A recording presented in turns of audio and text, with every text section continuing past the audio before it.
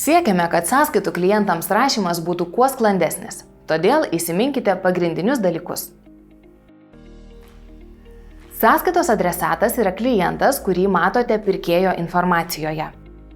Sąskaitą formuojate savo įmonės vardu. Joje galite nurodyti visus savo įmonės rekvizitus, išskyrus savo svetainės nuorodą.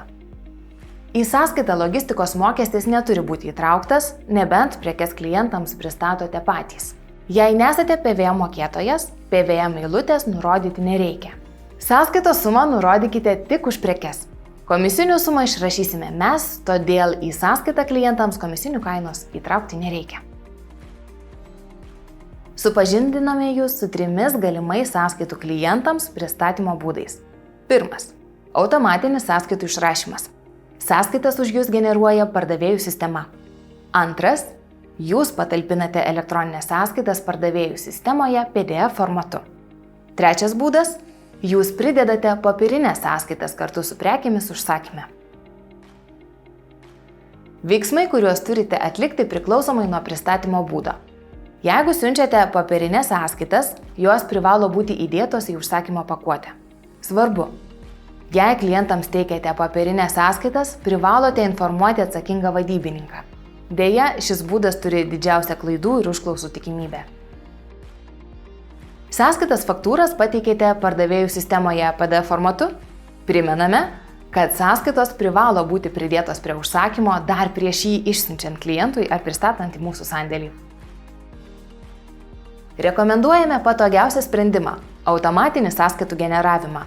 Tuomet sistema sąskaitą sukurs automatiškai pagal kliento užsakymą. Šias sąskaitas galite pasiekti 2 būdais. Siūsime jums periodiškai arba pardavėjų sistemoje užsakymų skiltyje naudodami filtravimą. Jei norite užsisakyti automatinį sąskaitų generavimą, informuokite jūs aptarnaujantį vadybininką ir nurodykite – generuoti tik sąskaitas ar sąskaitas faktūras ir kreditinės sąskaitas. Elektroninio pašto adresą, į kurį pageidaujate gauti automatinės klientų sąskaitas. Kokiu dažnumu pageidaujate gauti sugeneruotas sąskaitas?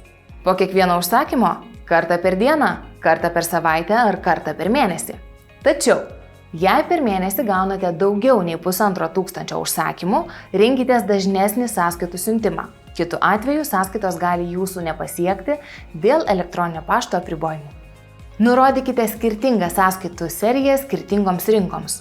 Rekomenduojame atskirti sąskaitų serijas kiekvienai šaliai, kad galėtumėte patogiai sekti, kurioje šalyje įvyko pardavimas. Pavyzdžiui, MPLT, MPLV, MPEE ir skaičių seka.